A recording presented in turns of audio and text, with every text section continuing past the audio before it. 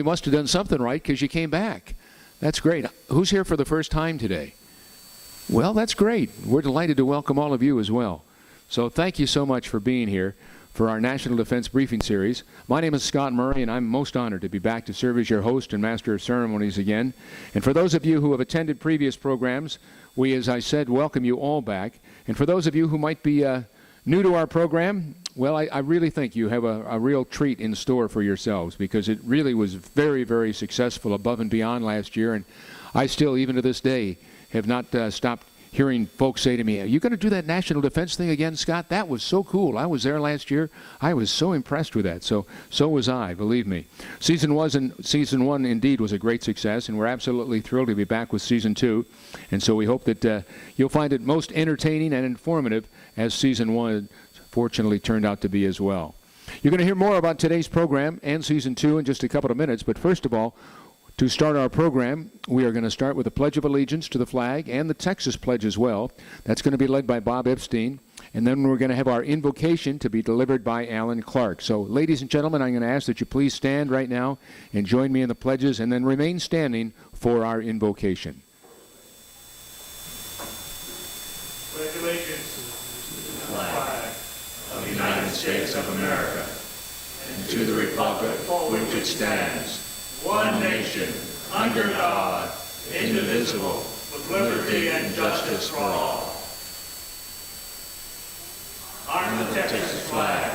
I pledge allegiance to thee, Texas, one state under God, one and indivisible. Thank you, Bob, very, very much. Alan Clark is making his way up here, and he'll do our invocation from over there. It's all yours, Alan.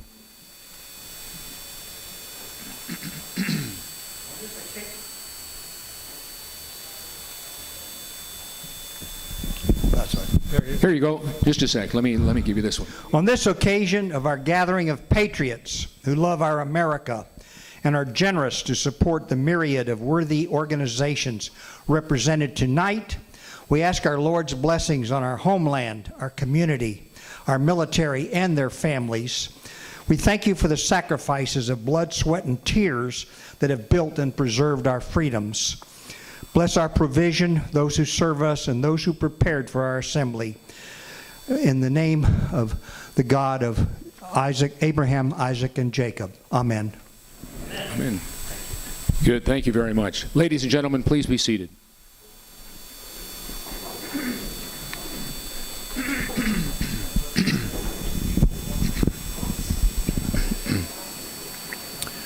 Well, once again, as I said, we are most happy to see such a great crowd, and certainly want to welcome each and every one of you. We have several retired general officers and many veterans in our audience here tonight, so certainly thanks to each and every one of you for your incredible service. If you are a first responder or a vet, we're going to ask right now that you please stand and allow us to give you one well-deserved big round of applause. If you're a vet, anybody here? Oh, please stand and be recognized. Yes.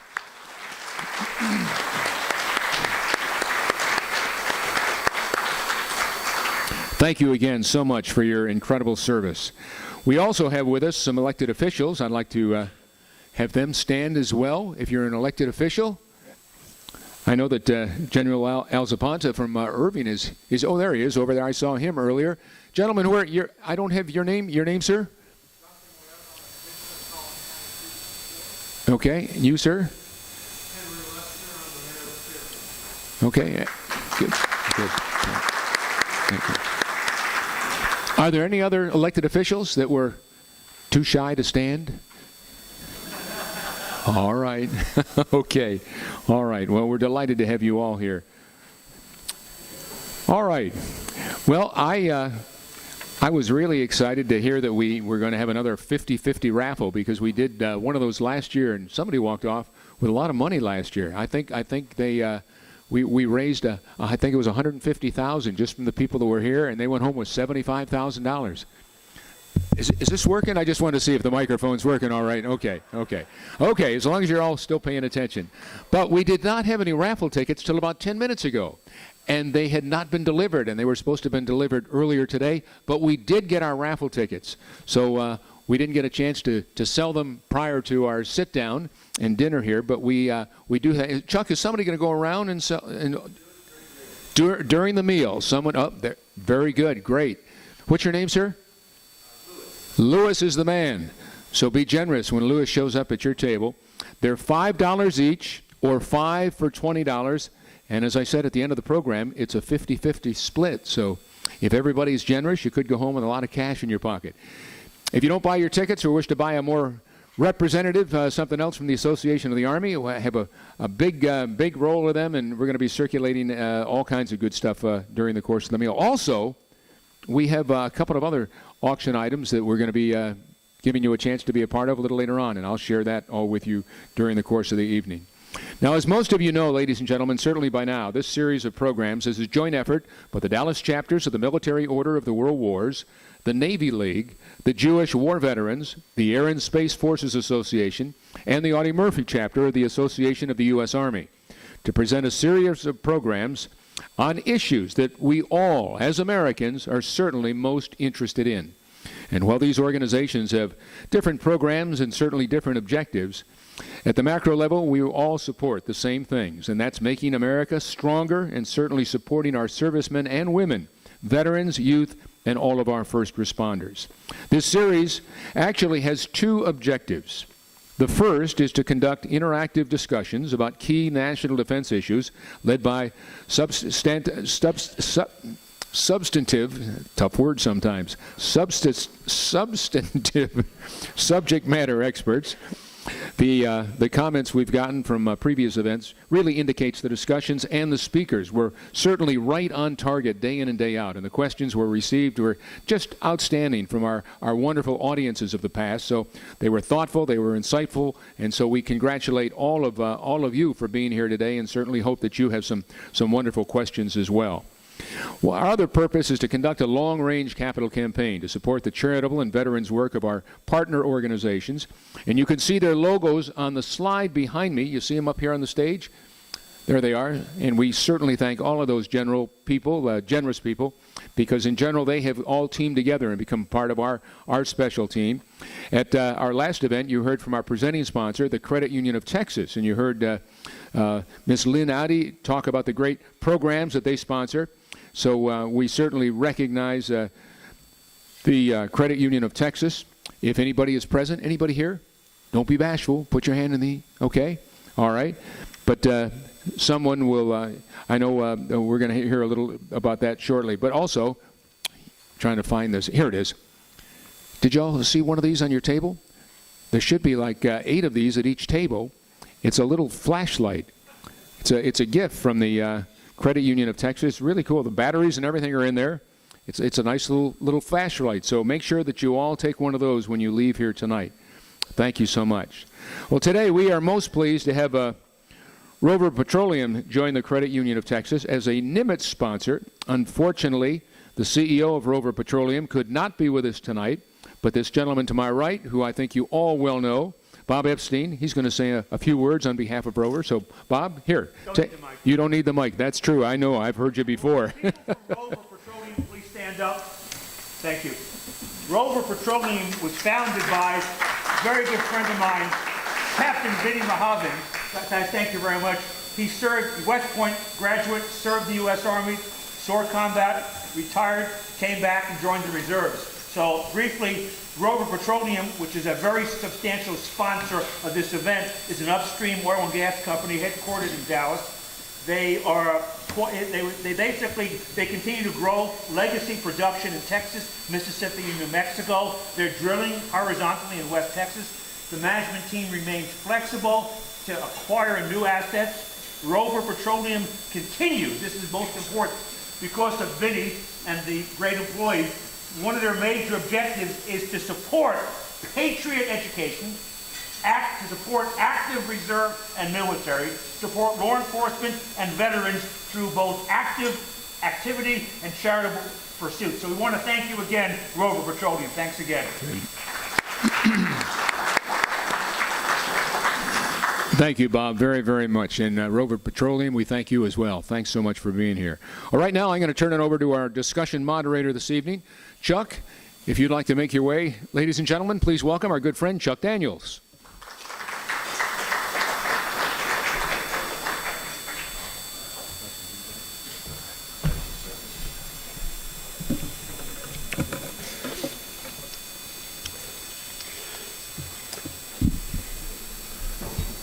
Please continue to enjoy your salads. I want to briefly mention some.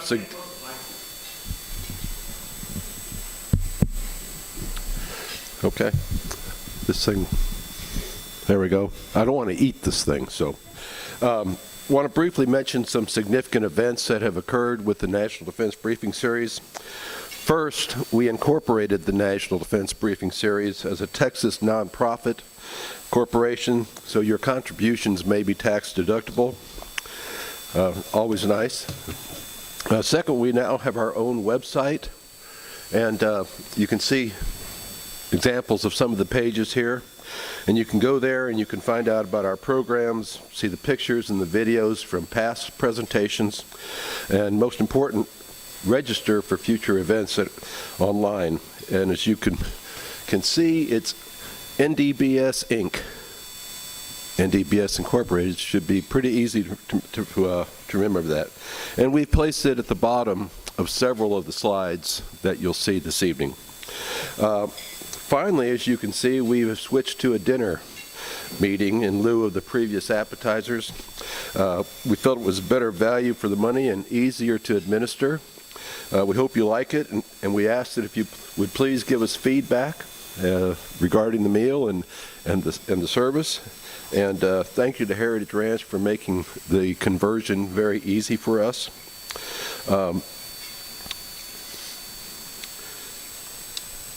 Scott, I think it's back to you. Okay. Mr. Scott Murray, thank you. Oh, and I see that the Credit Union Texas representative has just walked in the room. Would you please welcome Lynn Oddie? Thank you, Lynn.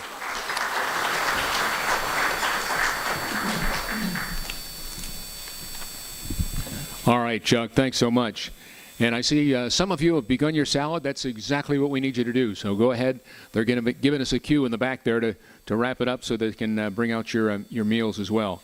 As we move forward, ladies and gentlemen, today our topic is changing methods of war in the modern age. And there couldn't be a more apropos topic for the world we live in today. I think you'd all probably agree with me on that. And we are certainly honored to have with us a speaker with a deep expertise on the topic. Colonel John Antal is, well, I tell you what, he's a special man, and so we're going to hear from him shortly. But in the meantime, I'm going to turn the microphone. It says I'm going to turn the microphone back over to you. So, so do you have? You're going to introduce our program and our speaker, and but first, I'm going to say a few words about our agenda. So stand by. Just a few minutes. We're going to have a great dinner prepared by the outstanding Heritage Ranch staff. So please feel free to start on the salad course, as I just mentioned a short time ago. You should have a tent card with your meal selection of meat, chicken, or fish. You'll notice that we have a no-host bar in the room. So if you'd like to make your own beverage other than tea or water, go for it. You can serve yourself on that. When the main course is complete, we'll begin the evening's program while you enjoy your dessert. And there are two choices for dessert, carrot cake and red velvet cake, served at alternating seats. And if you happen to be seated at one and you don't like what you've got in front of you, just let us know and we'll make sure that you get the other dessert as well. During the rest of the evening, though, I'm also been asked to make you aware of the fact that the bar will remain open. We're going to make an announcement 10 minutes before the program starts so we can plan a little break for you. If you need to take a restroom break, we'll do that shortly. In the meantime, because discussions like these generate lots of questions in consideration of our speaker's time and yours, we're going to have a hard stop of 7 o'clock tonight. At 7 o'clock, whenever the questions run out. And once the program is concluded, you're welcome to stay and use this as an opportunity to network and certainly talk with our guest speaker and the representatives of our sponsoring organizations. And you'll also notice that they have tables around the room, so please stop by and pick up their material, and please consider the sponsorship opportunities that will be explained, and Bob mentioned a couple of them earlier. Finally, the 50-50 raffle. We're going to be around selling those tickets shortly. And also, we have a little live auction coming up a little later on as well. So it says here now dinner is served, and you're going to go ahead and do that, or? Right now? Okay. Go for it.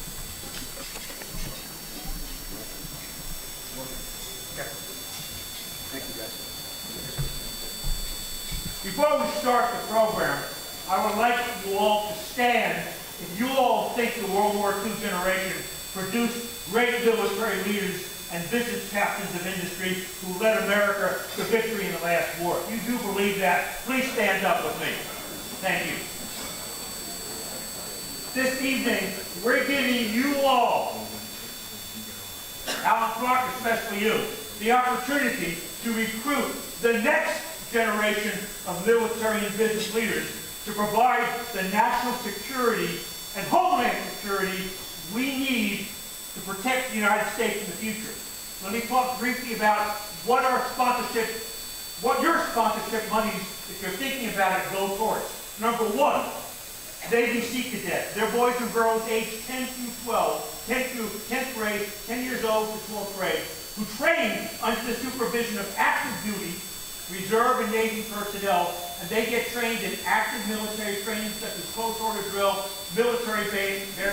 They get trained in medical training, robotics, scuba, shipboard life, firefighting, Navy and Marine Corps history, leadership, marksmanship. Civil Weapons Drill Cadets, which I'm a member of, I'm a senior leader. I take Civil Weapons Drill Cadets on ground team missions, have done so for the past 20 years. They're invited to special activity camps through the summer. These camps included Power Flight Academy, Special Force Operations, Glider Academy, Search and Rescue, and Air Force Pararescue and Survival Forces. Nobody sit down yet. I'm not giving you the chance to sit down yet. Lastly, the Military Order of World Wars has a youth leadership summer conference. Over the summer, there's several people here that are involved, including my friend Mark and others. They teach leadership principles and the advantages of a free market society through guest workshops and team presentations. During this week, these high school students debate and are involved in talking about issues of national importance through business leadership. And when I did this program, I was an instructor over at Fort Worth. I asked the 80 students there, how many wanted to join the military? What do you think the guess was of those 80 students, how many wanted to join the military? 90%. So tonight, we're giving you all the opportunity to support these youth programs. You can join me, I'm a sponsor. My friend Vinny's a sponsor. You can join these and become a sponsor of the National Defense Briefing Series. The sponsor levels start we change it from $500 to $10,000. $1,000, which you might all want to consider, get you the number of tables during the course of the year. You also get, how many of you all are active shotgun shooters or want to be shotgun shooters? If you want to be, well, you have opportunity to get a shotgun clip for a party of 4 from somebody who has won 4 first places in the past year. So that's great training. If you are not a shotgun shooter, the $750 category, the new sponsor level, gets you an archery clinic for 2 at Elmthorpe. So that's another opportunity. And lastly, the reason I'm wearing this hat is because we also support wounded airmen, wounded soldiers, and the families of those. My son is an EOD officer. He was stationed in Kuwait for 8 months and he was forward deployed. The reason I'm wearing this hat is because he came back September 1st. On September 11th, the gentleman who replaced him, the team leader, in the same job my son was doing as EOD, close order disposal, got blown up. And it's going to be several years of recuperation. So the point is, part of the money we raise, if you want to help us raise the sponsors, is to support not only cadets and youth, but support the next generation, also support wounded airmen.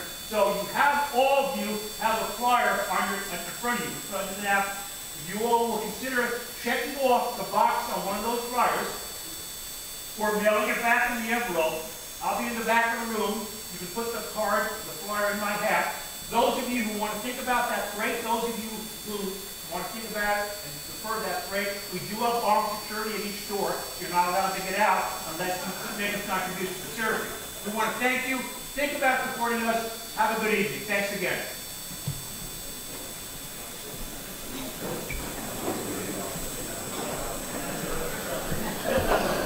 All right, ladies and gentlemen, dinner will be served momentarily.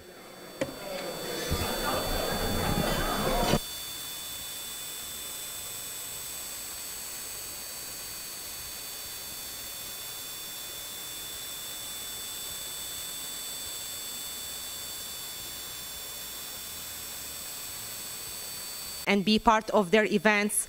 I don't know how much you know about Credit Union of Texas, but we are trying always to support our first responders, veterans, and that's why I want to mention, I don't know if there's any veterans here.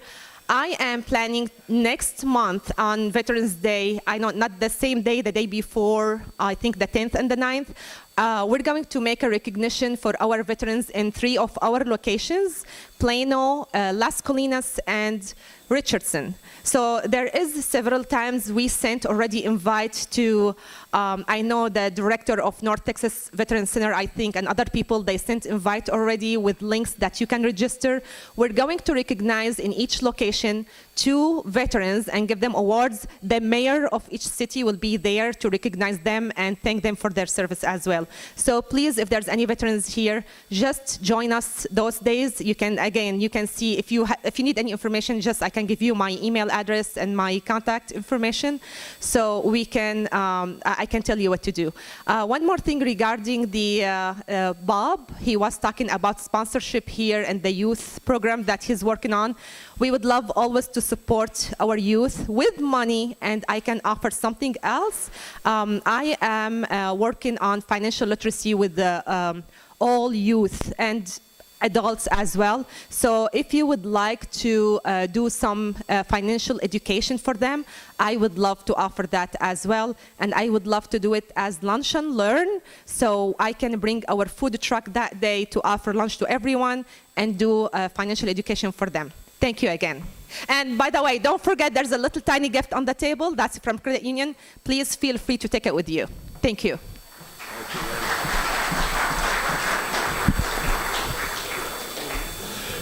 Well, welcome again this evening. As I said before, my name is Chuck Daniels. I'm the past commander of the Military Order of World Wars.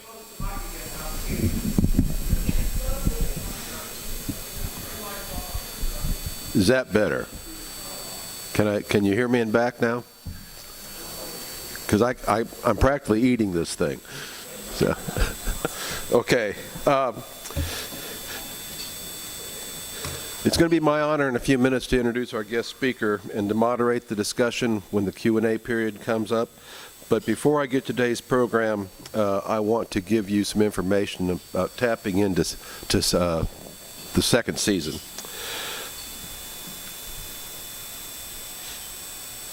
I'm trying to change slides here. So, there we go.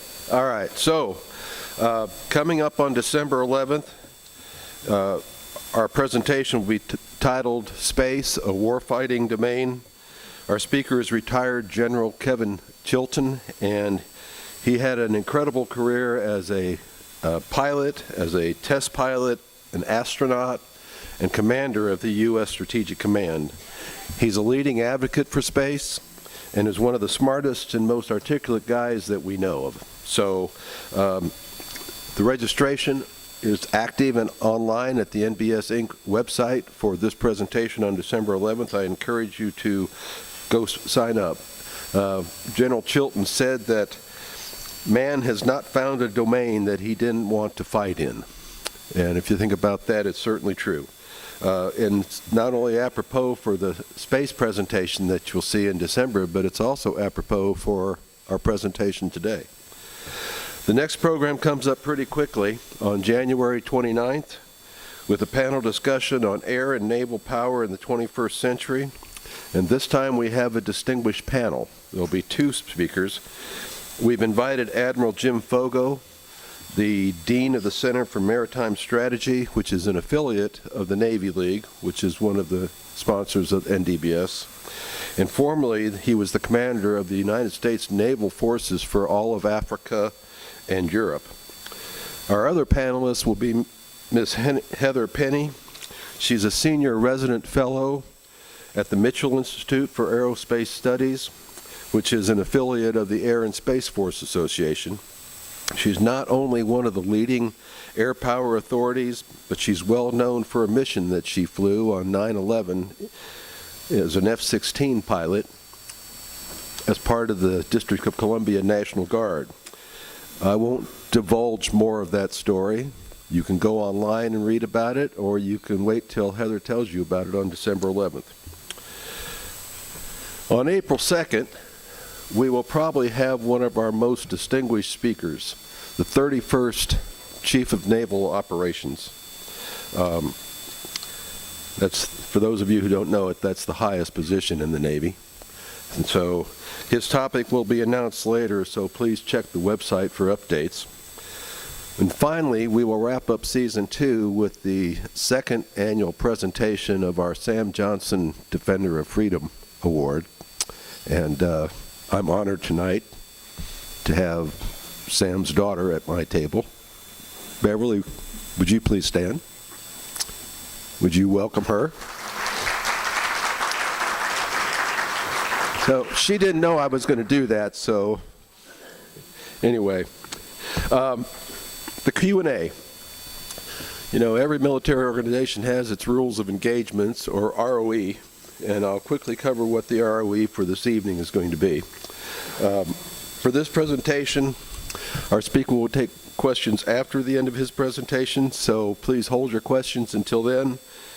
If you do ask a question from the floor, I would ask that you hold up your hand, and we will have somebody bring a microphone to you. And we ask that you wait for the microphone because this presentation is being recorded, and we want to be sure that we capture your question.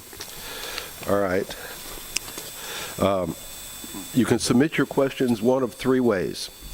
You can hold up your hand, as I said, or you can email questions to ndbs.questions@gmail.com, and our distinguished Lieutenant General Campbell will be collecting those questions, and he'll be forwarding them up to me. I'll leave this up here for a second so you can copy down that email address. And then there's also, they may be buried underneath your dessert or your butter dish, but there are 355 cards on every table.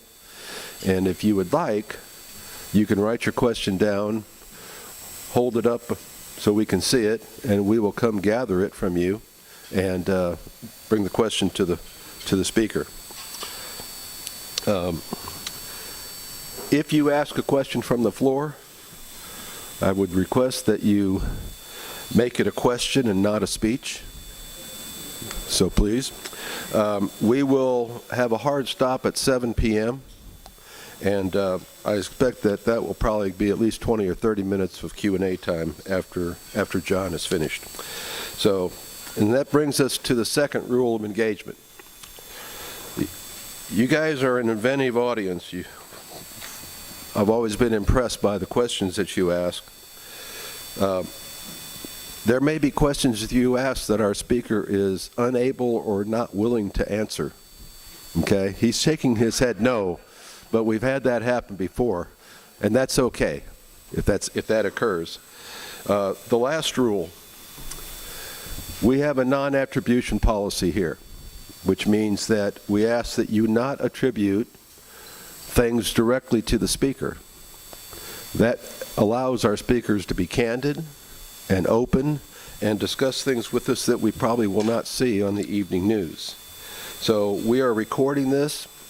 And after the speaker has had the opportunity to review our recording, we will then place it out with his approval on the website. So let me talk briefly, because you came to hear him, not me, about why we selected this topic. Events in Ukraine and the enormous challenges in the Pacific have demonstrated that the world changed during the 20 years in which we were engaged with Iraq and Afghanistan. After Desert Storm and the collapse of the Soviet Union in 1991, the decades of the 90s seemed to be a period where the beginning of America's reign as the world's sole superpower with no rival in sight. The attacks of September 11th, 2001, however, focused the U.S. for 20 years on a different kind of warfare. And when we pulled our last forces from Afghanistan in 2021, we realized that our traditional and aspiring adversaries had spent 20 years studying the things that had made America military great and the best in the world, and they had developed strategies to counteract them. So, American military is the best, but they have learned how to counteract or at least deter our military operations. Unfortunately, and I'm going to read a quote here, the U.S. military's record of predicting the future is notoriously poor. Robert Gates, the former U.S. Secretary of Defense, quipped, "When it comes to predicting the nature and location of our next military engagements, since Vietnam, our record has been perfect. That is, we've never once gotten it right." Okay? From the Mayaguez to Grenada, Panama, Somalia, the Balkans, Haiti, Kuwait, Iraq, and more, we had no idea a year before any of those missions that we would be engaged. Okay? And yet, for better or worse, the U.S. military spends a lot of time and effort forecasting where their businesses and their services are going to be needed in the next decade or two. And so far, we've never got it right. So, our speaker is uniquely qualified to address this issue. John Antel, Colonel, United States Army, retired, has 30 years experience as an armor cavalry officer, and has written and lectured extensively on the changing nature of warfare. Served in the U.S. Army Science Board, and has conducted an extensive independent effort to update U.S. military leaders on the lessons of recent military conflicts and the changing method of warfare. And you're going to see quite a bit of that this evening. He's the author of 16 books, hundreds of articles on leadership, history, and war. His most recent book, which I'm currently reading, is 7 Seconds to Die. And you'll see what that title means here shortly. A military analysis of the Second Nagorno-Karabakh War and the future of warfighting. Written about the Second Nagorno-Karabakh War fought between Armenia and Azerbaijan between September 24th and November 10th of 2020. The first war in history won primarily by drone warfare. Okay. If you wish to buy this book, John will be selling some of his books at the back here, and I encourage you to do that. Again, you can send questions to us at the ndbs.questions@gmail.com, and again, we'll have a hard cutoff at 7 p.m. Please welcome Colonel John Antal.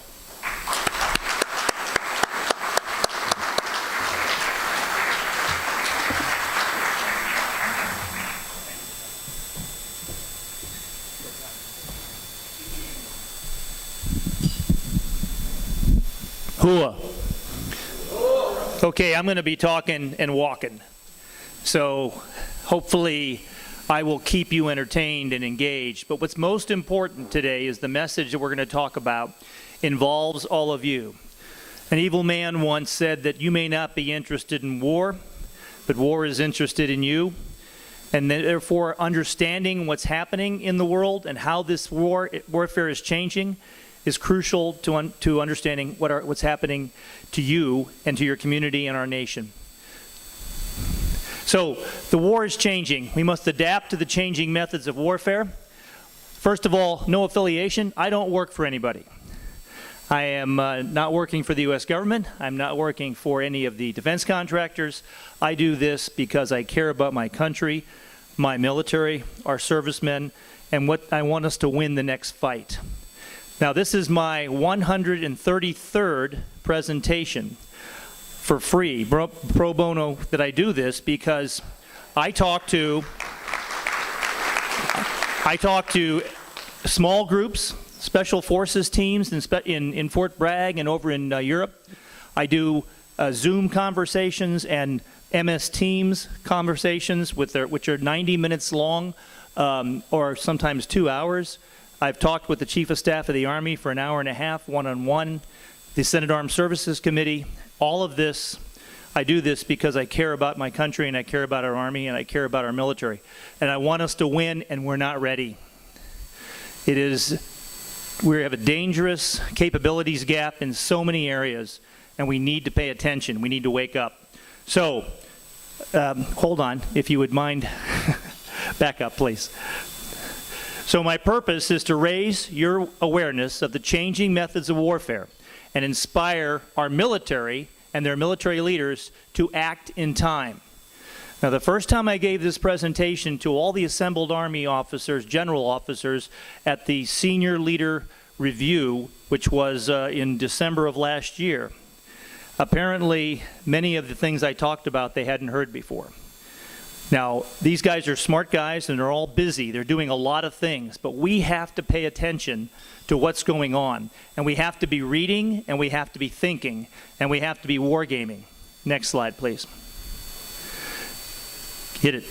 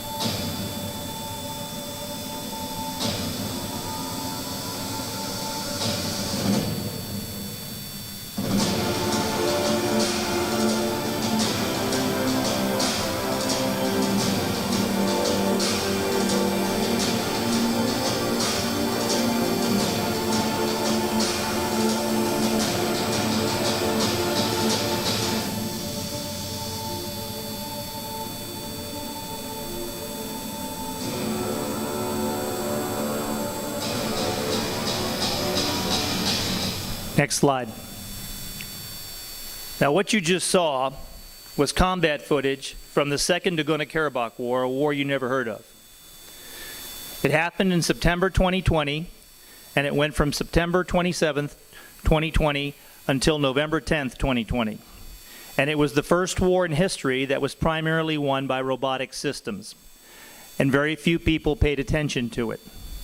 Very few people in our military paid attention to it, and very few people have studied it. It is a war we need to study. Azerbaijan fought Armenia. They were peer competitors, two countries with relatively the same size armies, same number of cannon, same number of tanks, all relatively the same, but the Azerbaijanis bought the latest kit from Israel and Turkey. And what you saw in that video were Armenian soldiers being slaughtered by Azerbaijani unmanned aerial vehicles called loitering munitions, and weapons fired from unmanned combat aerial vehicles, UCAVs, that fire missiles. And you see the video that you saw there, all of it is recorded. Live streaming video of every attack. So this does three things. First, it tells you precisely what the battle space looks like. So now you can see things like you could never see them before. Your weapons are your eyes. Two, you get a bomb damage assessment. You know you hit them. Three, you use this 24 hours later to win the information war. And these videos were playing on Facebook in Armenia and different social media sites. And Armenian mothers and fathers were looking to see if their sons had been killed. Now, the Azerbaijanis did it right. They fought a tremendously well-led, well-executed plan against an enemy that wasn't ready. The Armenians were fighting in the Russian way. They are allies of the Russians. They were trained in Soviet schools. They were trained in Russian academies. They are part of the CSTO, the Russian NATO. The Azerbaijanis are linked at the hip with Turkey, a NATO ally of ours, and they fought in a more Western way. And they also used their equipment in such a way that they leveraged their technology and were able to destroy the Armenian defenses. And when you think about this, it is really amazing. Again, relatively the same number of forces. But the big difference was the way that the Azerbaijanis used their technology in a new combined arms kind of blitzkrieg. The Armenians held the high ground. The Armenians won the first war. They won a war in 1994 that they had fought from 1988 to 1994. They won the first Nagorno-Karabakh war. And they had 26 years to defend the high ground, create positions, trench lines, fields of fire, minefields. And these are not hills, these are mountains. Nagorno-Karabakh is a mountainous region. To be able to take a defender in a mountainous region in the old way, you need 6, 7, 8, 10 to 1 odds. Now, if you use surprise and you're really good and you gain some advantages, maybe 3 to 1. But they're attacking basically at 1 to 1, and the technology made the difference. It overturned the terrain. It didn't matter that the Armenians were in prepared defenses. It didn't matter that the Armenians had the high ground. Now, these are the top warfighting disruptors that I teach and talk to our leaders about, and every one of them is about an hour-long presentation. We won't go into all of them, but what I will do is talk about the first 3. Transparent battle space, the first strike advantage, and then top attack. Tempo of war we'll talk about later. Fully autonomous, kill web, visualizing the battle space, and decision dominance. These are the changing things in warfare that make war totally different from what you've read about World War II. Now, that doesn't mean that leadership doesn't matter. Leadership always matters. It doesn't mean training doesn't matter. Training does matter. But one of the things we're very good at in our Marine Corps and in our Army, particularly in the Army, is combined arms operations. We will never get into a combined arms fight like we used to because the enemy will kill us at distance in the future. So everything is changing. Next slide. So, tell you what, back up one. So let's talk first about the transparent battle space. What does that mean? The transparent battle space means that you can be seen anywhere in the battle space. We no longer call it a battlefield. We call it battle space because it's 3-dimensional. It's actually 4-dimensional because time's involved.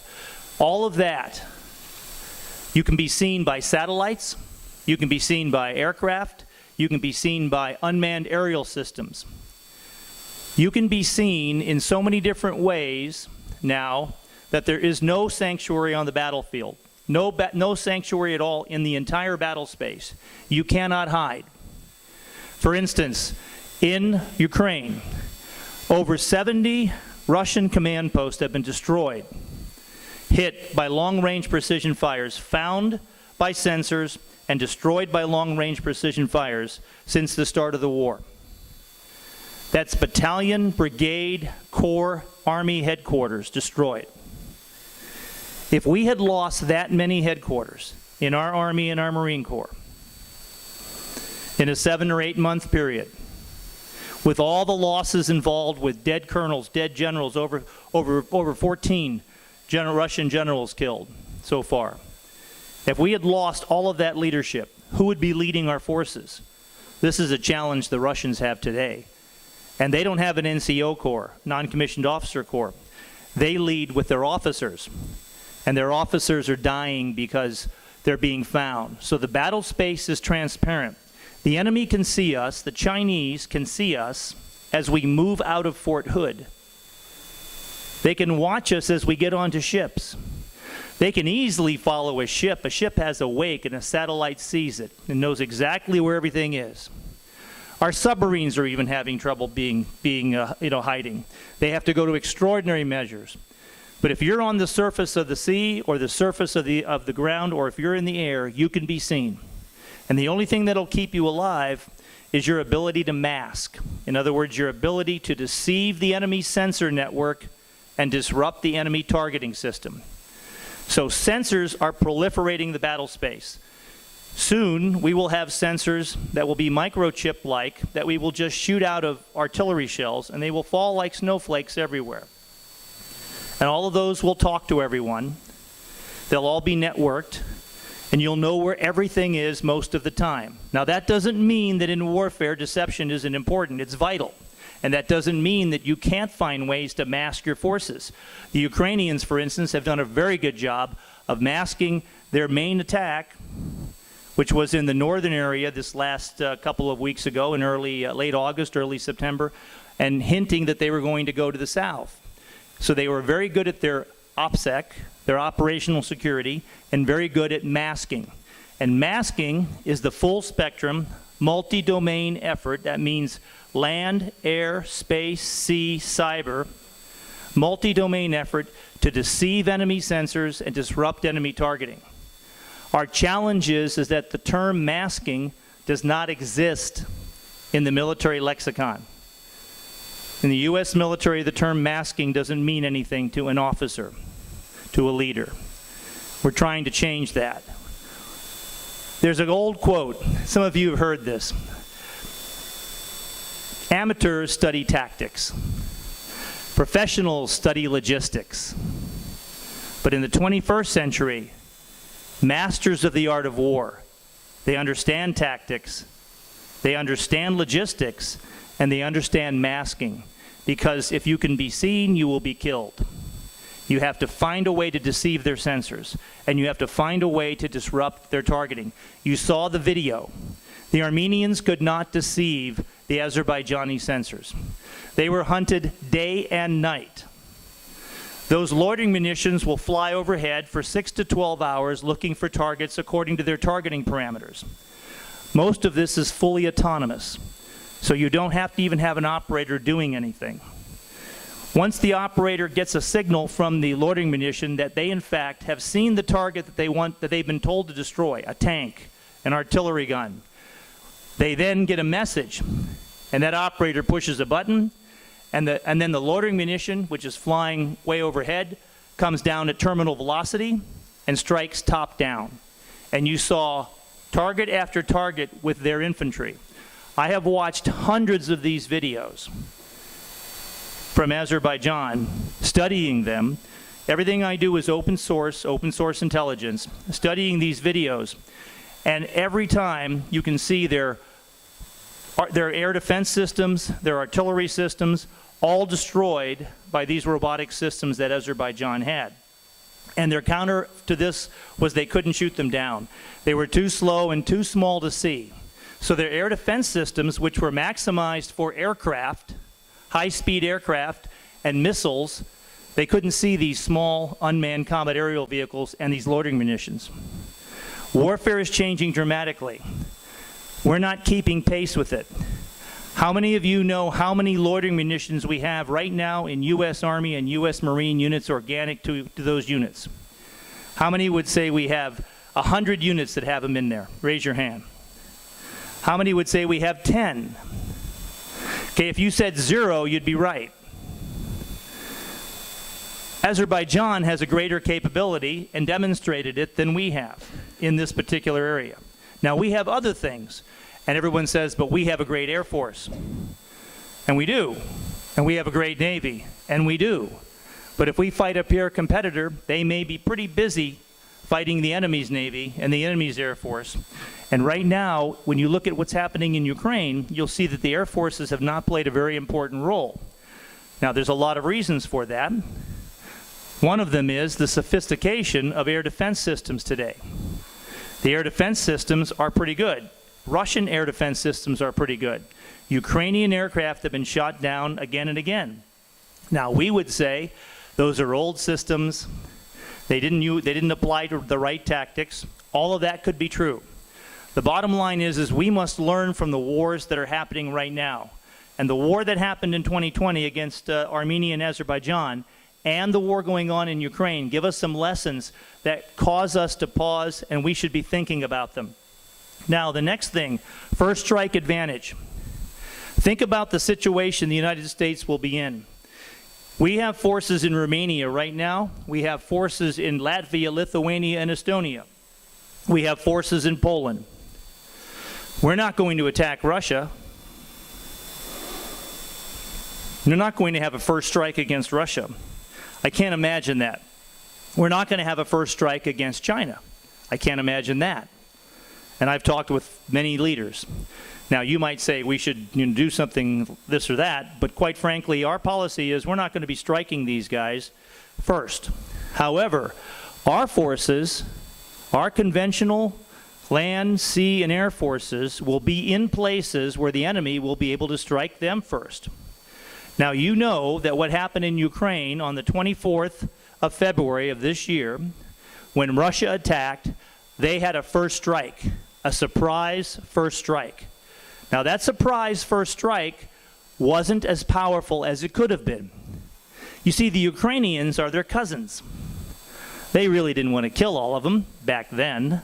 They just wanted to tap them on the shoulder and say, hey, buddy, remember what we did in Crimea? Do the same thing again.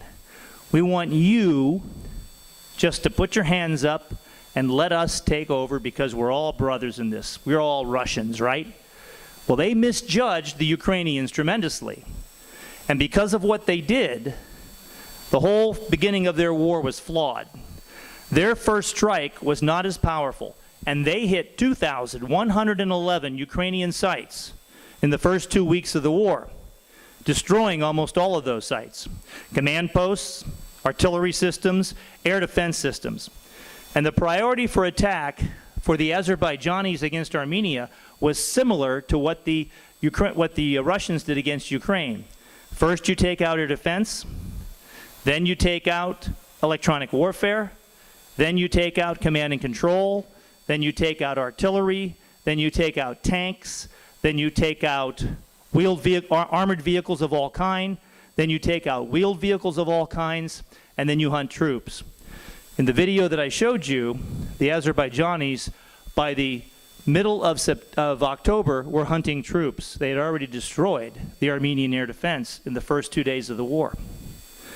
So the first strike by Azerbaijan was super powerful and very effective.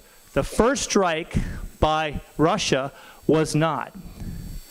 What do you think China learned from that? If China decides to go against Taiwan, then they will learn that the first strike must be absolutely overwhelming. It must be everything they have. Who makes most of the drones in the world? China. 80% of the industry in the world for drone production is in China. So they have the ability to ramp up if they so desire.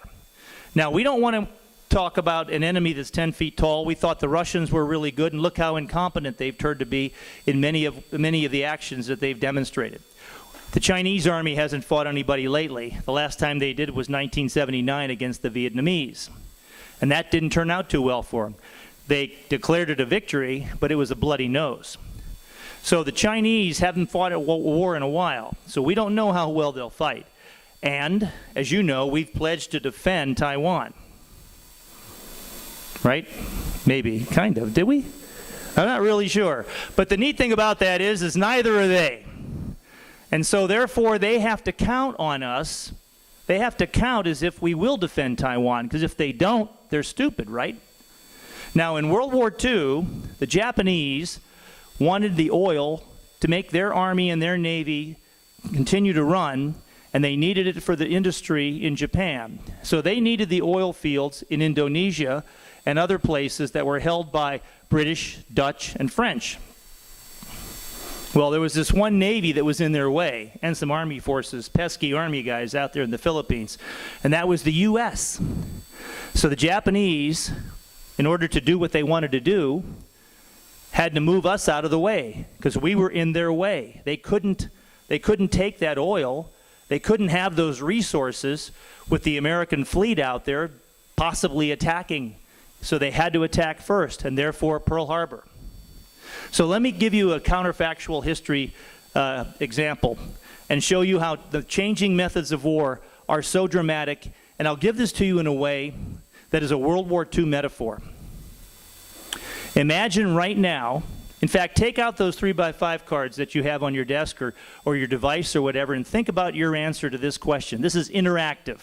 Imagine right now that you are Admiral Yamamoto, the Imperial Japanese naval commander, and you know, because you have done the studies, that only 38% of the Japanese dive bombers, who are the best, the Imperial Japanese Navy dive bombers, the best in the world, only 38% of their bombs actually hit the target. That's just the nature of the beast in those days. You know, we're talking about a guy coming down on an aircraft and thinking he got it right about right through a little sight and then releasing the bomb. I mean, it's amazing they hit anything. 38%. So you're Admiral Yamamoto. You're 2 weeks out. The fleet has already sailed. You're going to attack Pearl Harbor. So it's late November. What can you do to win the war? Write your answer down. Think of your answer right now, everyone. And I'm going to ask you. The ones I'm looking at know that they're nervous, right? So, sir, what would you do if you were Admiral Yamamoto? I don't know. You have to know. You got to make a decision. Everybody has to think here. You've got to be active. You want to win the war. Now, you know if you attack with what you've got, 38% is going to win. Now, you're going to give the U.S. Navy, the U.S., a very bloody nose, but you probably won't defeat them. And in fact, Yamamoto said that. Those of you that know this in history, he said, we can run rampant for 6 months, and after that, who knows? They'll crush us. So what would you do, sir? Well, whatever they do has to be a surprise. Okay. It already is a surprise. A surprise. They need to be overwhelming. Okay, but they only got what they got. They only got what they got. How would you change it? You see, the question is, you're already engaged. You're already on the way, but you're trying to think of a way to change it. What could you do to change it? Anybody have an idea? Okay, good answer. In other words, change the targeting. But guess what? You still don't win, because if you do blow up the oil tanks and you don't take anything else out, they got the ships, and yes, the oil without the ships, but you know, you don't really win that way because there's too many ships still left and the Navy isn't really defeated, you just blew up some oil dumps. Sir? Find the carrier. Right. If you could find the carriers, that'd be great. As most of you know, when the Japanese attacked in Pearl Harbor, the aircraft carriers were out. Admiral Halsey had them out on maneuvers. It was great. You know, he didn't know it was going to happen, but he just happened to be lucky that day. Okay? But what could you do? You can't count on that. You know? You think the carriers are there. Your spies are telling you the carriers are there. And they had spies. Intelligence. Sir? Second wave. Okay, second wave is another good idea. Of course, they did a second wave. So, good thinking. All right, let me give you an answer. Change your thinking. Totally change your thinking. You want to win? Line up your pilots. I want 70 of you to become kamikaze. Your planes will be loaded with explosives. You will dive bomb into designated ships and facilities. You will do this for the glory of Japan. Will I get 70 volunteers? No kidding. Now, imagine what would have happened. In one wave, every ship is sunk.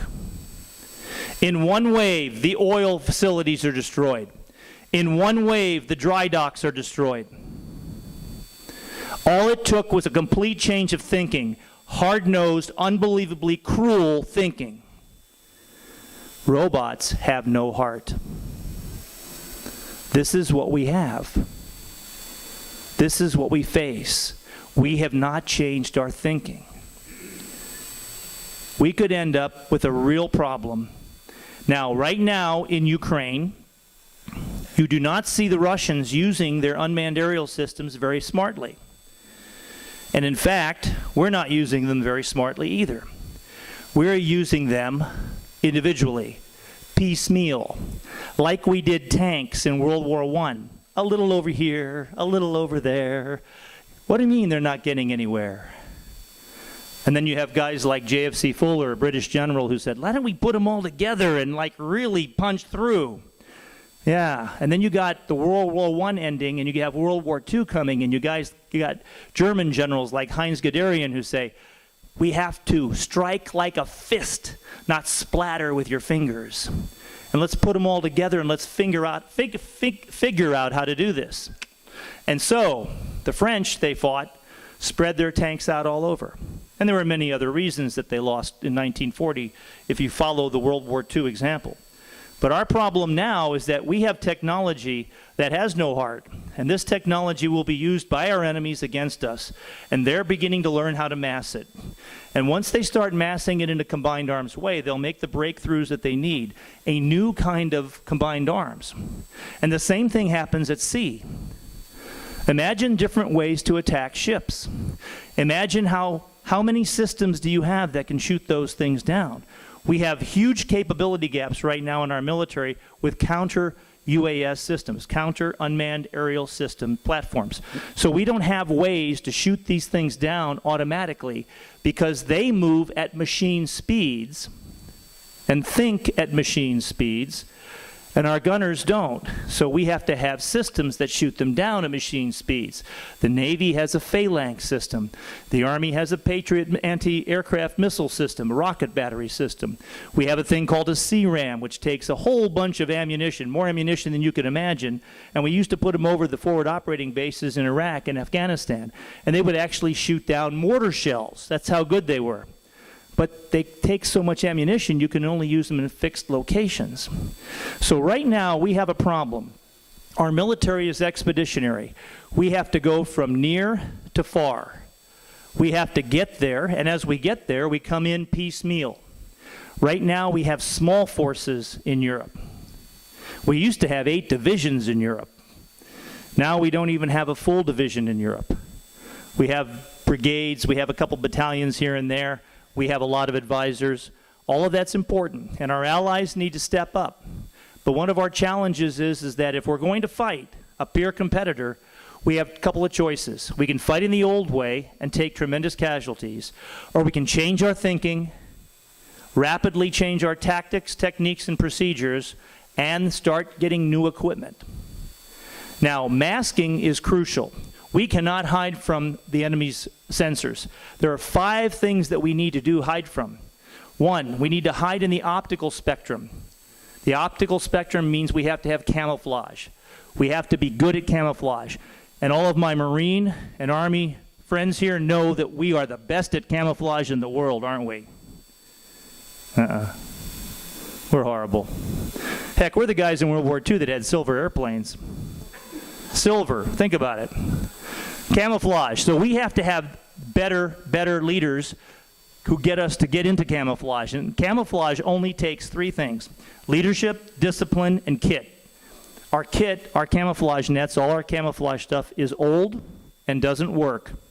It doesn't save you from the thermal spectrum, which I'm going to talk about in a second. It doesn't stop a lot of the electronic spectrum, and it doesn't help you at all. It doesn't help you much in the optical spectrum anymore. We need better stuff. We can also use better thinking, because a lot of our enemies, those of you that are Vietnam veterans, know that the VC and the North Vietnamese Army, they were able to camouflage very well, and we couldn't find them sometimes. So what we have to do is we have to get better at this. Now, the other thing we have to do is we have to take away the thermal spectrum. Right now, all of our equipment is much too hot. As it operates, just like your car operates, it heats up. Thermal sights see all this. So how do we blend into the temperature of the background so that we're not seen? We need to spend time and energy doing that, both with our soldiers and Marines in the field and even sailors, because it's harder to do with an aircraft when it's flying. But there are ways to blend in with your background better. We need to think through that. But we need new equipment to do it too. The third is that we have to be able to hide in the electronic spectrum. We are a military that swims in a sea of electrons. We turn on, just like you. How many times today did you have your phone turned off? What? What? Turn my phone off? You got to be kidding me. No kidding. We cannot go to electronic silence. Our units cannot turn off all their electronic equipment for an hour. That's discipline and leadership. I start talking about this and they all go, wow, how come we didn't think of that? Why aren't we doing that? You know, there's a lot to be learned from the Navy and submarine warfare on how they hide submarines. So think through it. We've got to figure out ways to diminish the amount of electrons that are emitting signals, because from an unmanned aerial system or a satellite, you can pick up everything that transmits an electronic signal. I have pictures of U.S. forces down to the individual equipment in the electronic spectrum that show you where we are. And an enemy commander with that information uses long-range precision fires to kill them. The next is acoustic. We have unmanned aerial systems that can fly, hear gunfire shot, zero in on that and know exactly where they are. We have to get quieter. And then the last, no kidding, quantum. Quantum sensors ought to start making the Air Force guys here shiver a little bit, because stealth doesn't work when you have quantum sensors looking for you. Now, quantum sensors, which use quantum mechanics to be able to tell the difference in gravitational attraction of objects and are able to see the differences and variations in those. I have pictures of stealth aircraft. You're not supposed to have pictures of stealth aircraft, okay, in the quantum, with a quantum sensor that shows you where the aircraft is, flying across the U.S. So the point is that quantum sensors right now are in their infancy, but they won't be for long. And the Chinese are working hard on it. Now, the rest of these are all very important to our military. The tempo of war, everything is happening faster. Top attack, you saw from the video, everything is coming down now, straight down. You see, it's not how important the front of your tank is anymore, how thick the front of the armor of your tank is. Because an unmanned aerial system can drop straight down onto the weak top of the armor and destroy you. Top attack is the way it will happen, and you will see more drone attacks in the Ukrainian war and other places, and they're also going to become a weapon of choice for terrorists. Fully autonomous. More and more systems will be moving to full autonomy. Right now, we have systems in the U.S. Army that are fully autonomous. Some people say, no, we don't. In our military, we don't have fully autonomous systems, do we? Yes, we do. We have to, because they can't operate and save us. Most of them are defensive. Can't save us unless they operate at machine speeds. But what's going to happen when more and more systems become fully autonomous? Loitering munitions now are being designed so that you send them out over a strike zone and they operate on their own. And they hunt according to the parameters you gave them. So, fully autonomous. The next is a kill web. The kill web is when we get artificial intelligence synchronizing all the attacks of our precision fire systems. And that is something the Chinese are working hard on. So bottom line is, warfare is changing dramatically. Our thinking needs to change dramatically, just like the story I told you about with Pearl Harbor. To develop foresight, and we desperately need leaders with foresight. Foresight is the ability to solve problems in the short term and create solutions for the long run. We need leaders who can see this and who can move forward. We can't fight in the old ways. Horse cavalry is not going to make it against tanks, right? And the same thing we have today. We need to start looking at how we integrate some of these systems into our military, and we need to figure out how to fight an enemy that uses them. Ladies and gentlemen, thank you very much. I hope that you got something out of that. And no matter what happens, remember that there's a lot of good people working on this problem. We all have challenges, but we're thinking about it. I'm trying to get them to war game and fight and talk about it. And the more we can get a dialogue going, the better off we are. So spread the word and tell everyone that we got to think differently. Thank you.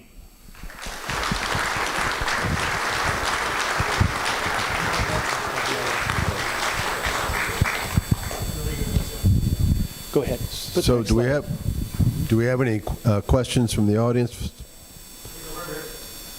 No, forget it. We'll just go back. Yeah. That's good right there. But leave that up. Questions? Thank you, sir. That was awesome. Thank you, sir. So, coincidentally, today, I cut an article out of the Wall Street Journal from Saturday and sent it to Keith Self. Ah. Those of you know Keith, military gentleman, running for Congress, will be elected. Where is our Congress on this? The people who appropriate the money. Okay, good question. Big concern. Good question. We have a wide spectrum in Congress, as you're all well aware, of people who know a little bit about the military and some who don't know, very much at all. We need leaders with foresight, and they can develop foresight in many ways to solve problems in the short term and create solutions for the long run. I did have a chance to brief the Senate Armed Services Committee. They were very attentive. Most of them had not had quite this in-depth briefing, which is a little bit interesting because I'm a retired guy in Dallas, Texas, doing open source intelligence. They really appreciated what I gave them. They told me I'm coming back and I'm going to be briefing them later on in November. And Monday, I'm briefing the Australian Army.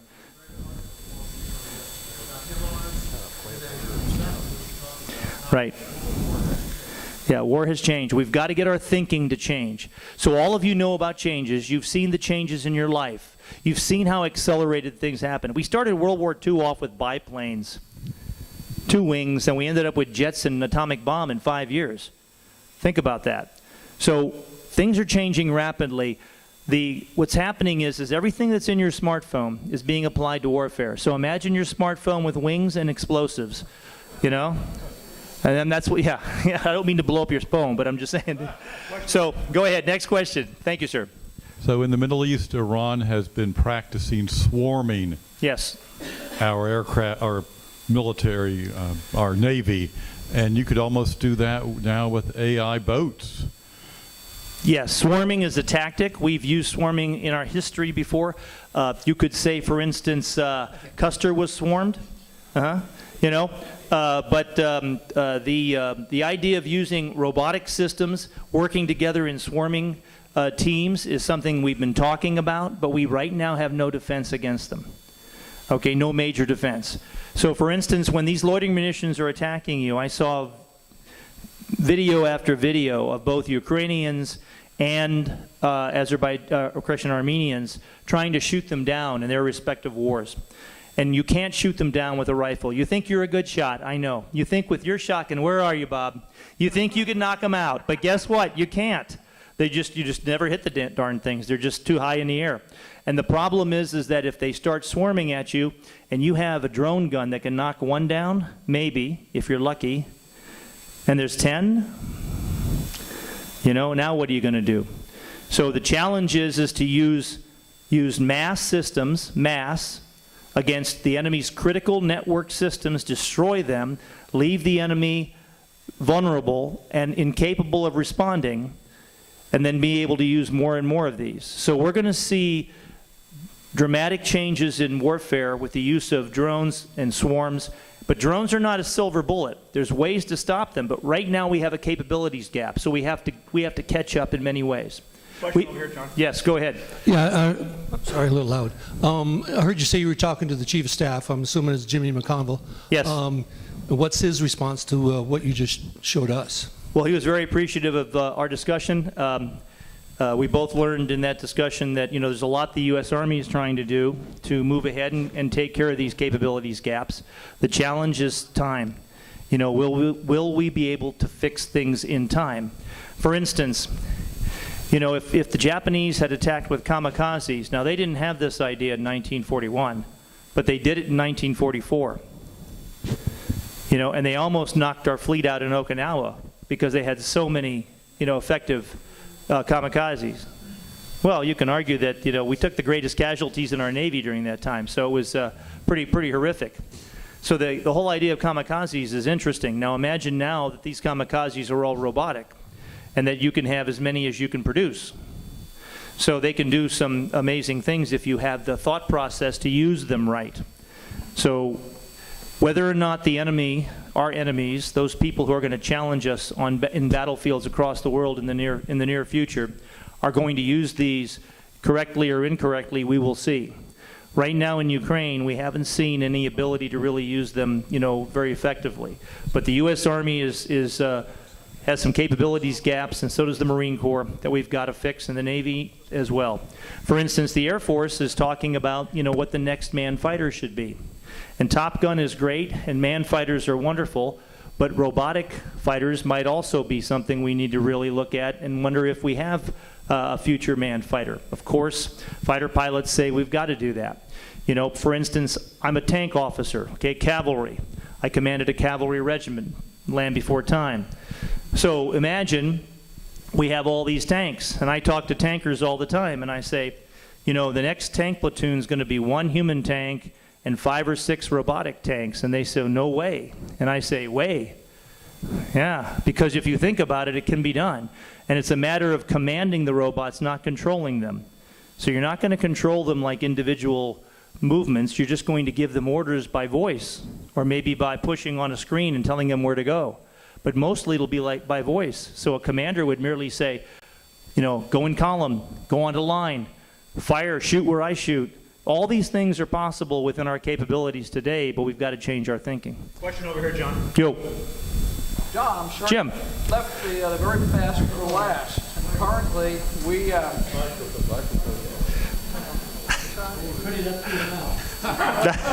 John?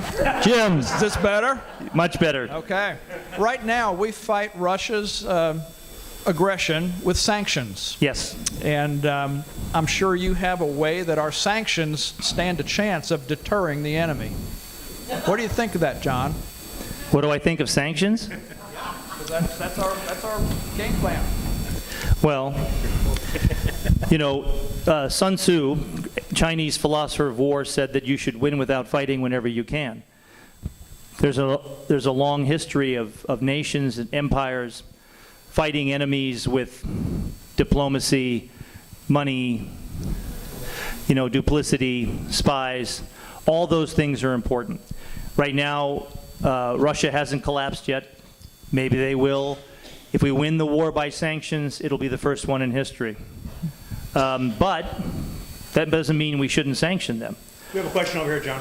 Okay. All right. My question is, you're talking to the military people, but you also mentioned the fact that we are not producing things here. Right. What are we talking to any of the manufacturers to try and bring manufacturing in so that we aren't dependent on somebody we may be fighting?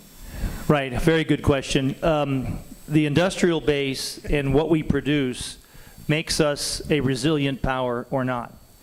So most nations have to buy their military gear and other things, even their technology, from somebody else. Most nations don't produce their own tanks or don't produce their own communications gear. They buy the iPhone, they get this kind of stuff. They buy American, they buy British, they buy, bigger countries. What we have is an industrial complex that right now moves pretty slowly. It moves slowly on purpose because in a democracy we didn't want to have money just thrown around willy-nilly, do we?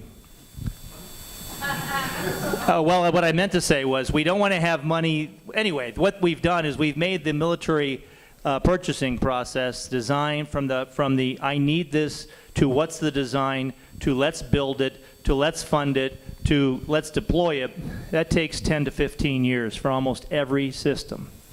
Now, we've been able to do some things faster, but normally faster means that it was a system already somebody had designed but just hadn't funded. So our challenge is that in an era of innovation, in an era of prototype warfare, where things have to happen much more rapidly, are we ready for this? And it's an excellent question because we really need reform. I call this symbol the syndrome McClellan's saddle. Now, General George B. McClellan was a Civil War general, but in 1859 he came up with the horse saddle that was used in the Army until 1943. And I have a video that was made in 1943 showing how the U.S. Army was going to win the war on horseback riding the McClellan saddle. Now, it takes a long time sometimes for people to change their minds. We are living in a time period where things are happening much more rapidly. The tempo of change is huge. So we need to be able to do things much more rapidly. Everyone seems to see it, but somehow we can't break through it. So it's a huge problem, and we've got to have reform. We've got to be able to move things through. And now we can do some things top secret with secret money that is amazing, and we can't even, can't even imagine some of those systems. But if they're not in the hands of the soldiers, sailors, airmen, and Marines when we fight, it doesn't matter. We've got to have it in their hands. They've got to be trained to use it ahead of time. And so that is a long lead time. Very difficult to do. Good question. Colonel, you have a question from the general over here. All right, sir.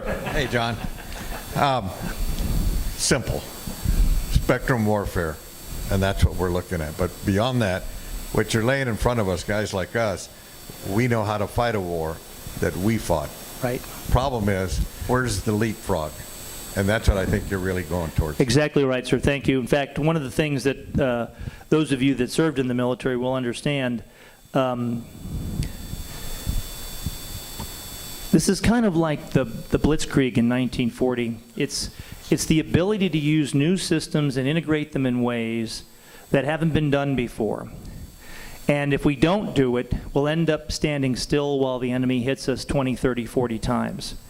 Now, we've been all over the board in this presentation, from basically national policy to strategy to tactics, and it may be a little confusing, so I apologize for that. But when it gets down to actually being prepared to fight and win, what it requires is the thinking mentality to be able to see the world as it is, not as you want it to be.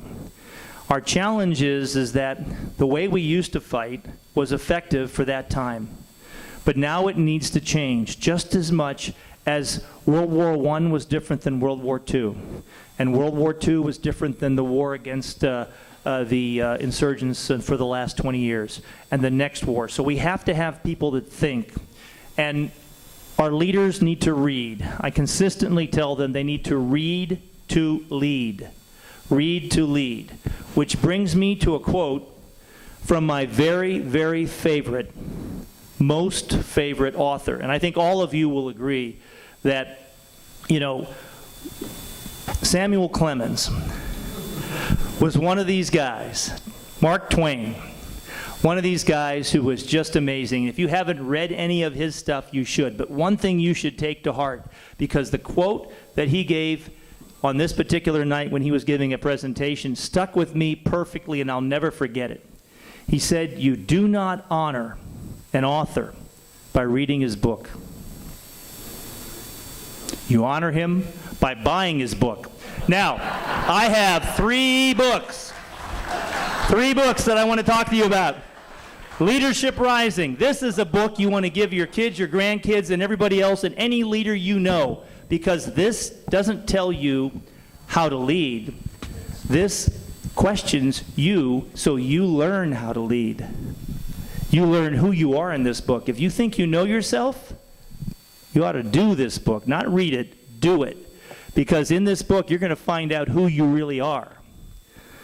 Now, this book, and I only have a few left back there, 7 Leadership Lessons of the American Revolution. This book talks about the American Revolution and how the leadership in 7 case studies of the American Revolution can help you in your business, in politics, no matter whatever you do. And how this thing was really something extraordinary, exceptional, exceptional. Why are we an exceptional nation? One reason: we decided to rule ourselves. No one had done that in a long time. They always handed it over to a king. Think about it. That's why we're exceptional. And 7 Seconds to Die. Now, where did I get that title? This is a story about what happened in 2020. This came out, published on the bookshelves 2 weeks before Russia invaded Ukraine. I wrote this because I said we've got to pay attention to this, and sure enough, when Russia invaded Ukraine, everything that was done here is playing out. Different scale, but nonetheless playing out. 7 seconds to die is a quote from an Armenian soldier. He said, when we heard the loitering munitions overhead, we had 7 seconds to run or die. Day or night, because they had thermal sights on these things. They couldn't do anything. If they got out of their trenches, they got killed. So they were frozen in their positions while the Azerbaijanis maneuvered all around them. This book tells you how it works and talks about the future of warfare. So, as I said, you do not honor an author by reading his book. You honor him by buying his book, and I'll be back there selling books, and I take cash, credit card, gold, watches. That's about it. Yeah, any of those things. Thank you very much. It has been very enjoyable being with you tonight. Thank you. John?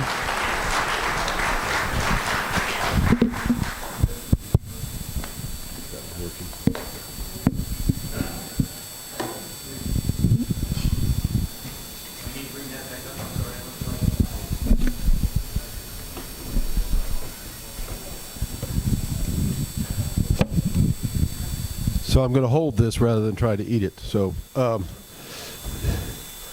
thank you for your remarks, John. If you'll come up here on the stage, we have a parting gift for you, and I'm going to turn it over to Scott for that.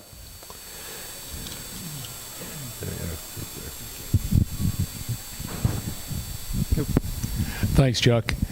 What we have right now, you're talking about books. We have a little something for you as well. It's entitled All Roads Led to Gettysburg, a new look at the Civil War's pivotal battles, written by Troy Harmon, with an insert listing with NDBS Board of Directors. We also have a, well, here's the book, first of all. Why don't you give that to you? You give him the book.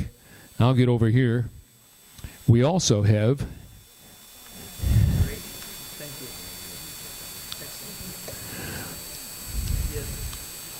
We also have a shirt that's been embroidered. Do we have that here? We don't have that here. Here, why don't you tell them? We will be providing you your shirt. We have them ordered. So we figured you needed an extra small, right? Okay. And we will also be providing shirts to the Rover for their sponsorship as well.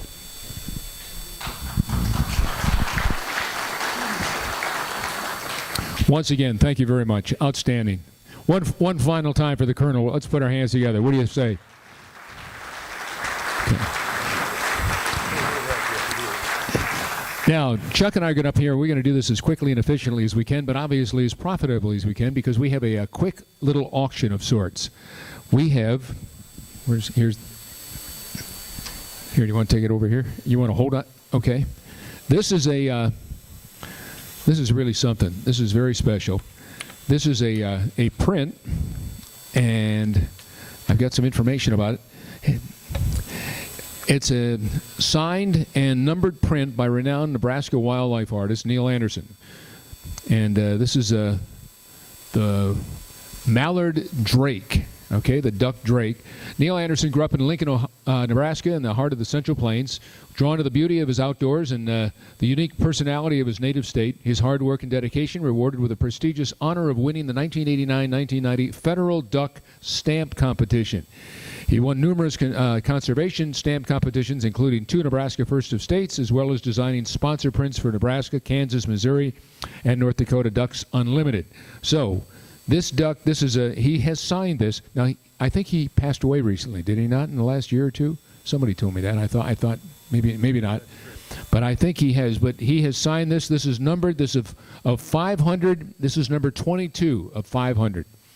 Now, this retails at $100,000. But tonight, yeah, they're listening. They are listening. Okay, that's good.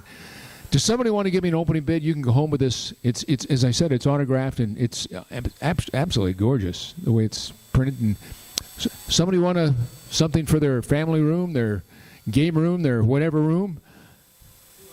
200. I've got an opening bid of 200 right here. Do I see 3? 300? Anybody? How many people have been to an auction before? Raise your hand. Okay. We do whatever we can to raise revenue, folks. 200 up front. Do I see 300 any place? Any place in the room? 250?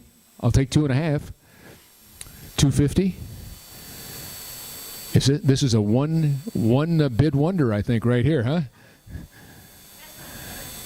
That's the same. That's the print. Oh, this one up here. No. Well, I don't know. Is it? That's another print for the same audience. That's another kind of duck. That's Donald, and I don't know who this is right here. Okay. Have no idea. This is Mallard duck. Is that it? One bid? Well, I'll tell you what. I have 3 more of these. I'll tell you what. We have a bid of 200 here. Does somebody else want to give me a bid of 200? Because look what I've got backstage. Da-da-da-da-da. Am I holding this up the right way? I've got 4 of these.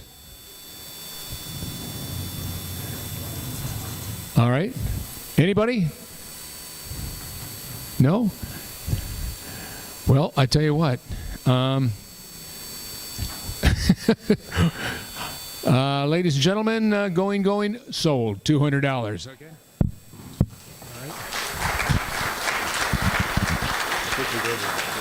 All right, let's get to the golf. I think you're all in a hurry to get out of here. I can tell.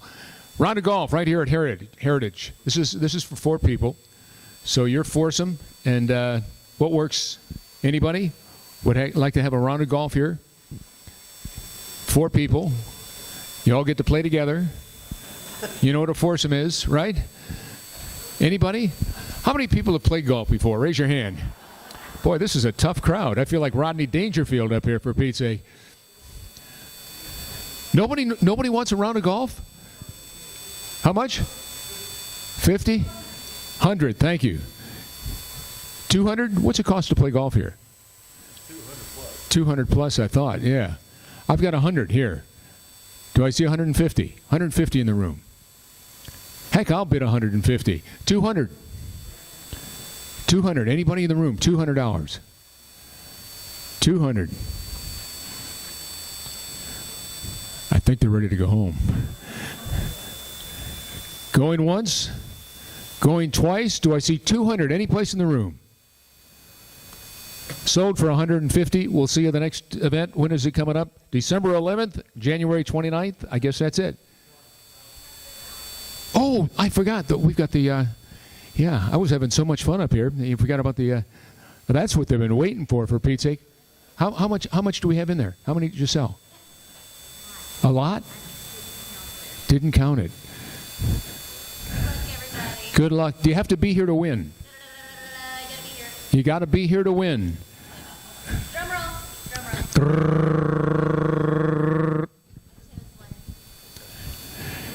The winning number is 743. You all still in the running? Okay, I thought so. 743 711 711 711 743 711.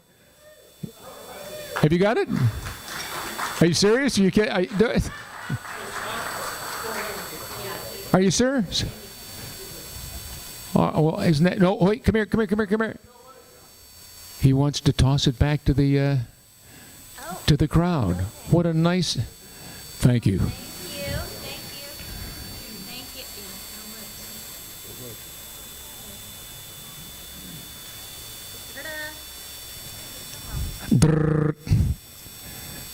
743 628.